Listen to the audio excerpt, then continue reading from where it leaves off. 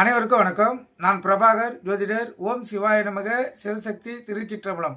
இன்று பிறந்த நாள் காணும் அனைவருக்கும் வாழ்த்துக்கள். இறைவனுடைய அருள் பரிபூர்ணமாக உங்களுக்கு கிடைக்கட்டும். உங்களுடைய மனம் எதை ஆசைப்படுகிறதோ அந்த ஆசை நிறைவேற்றும் என்று எம்பெருமான் சிவபெருமானிடம் அடியேன் வேண்டிக் கொள்கிறேன்.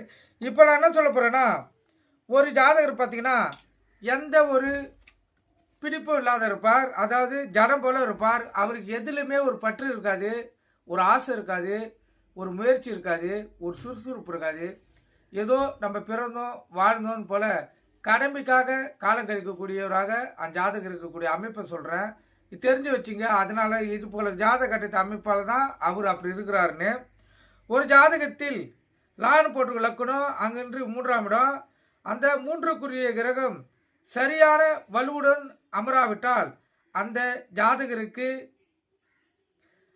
ஜலம் போல் வாழக்கூடிய வாய்ப்பு ஏற்படும்.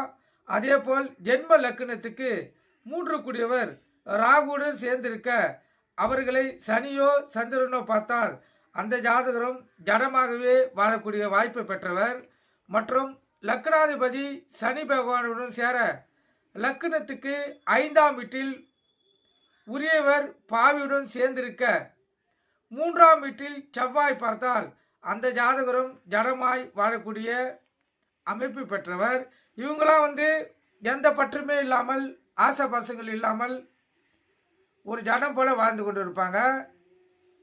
இது ஜோதிட கட்டத்தில் இந்த அமைப்பு உள்ளவங்க ஜாதகர்கள் இப்படி தான் இருப்பாங்க. கற்றுக்கொண்டு பயன்படுங்க. நன்றி, வணக்கம். வாழ்க வளமுடன்.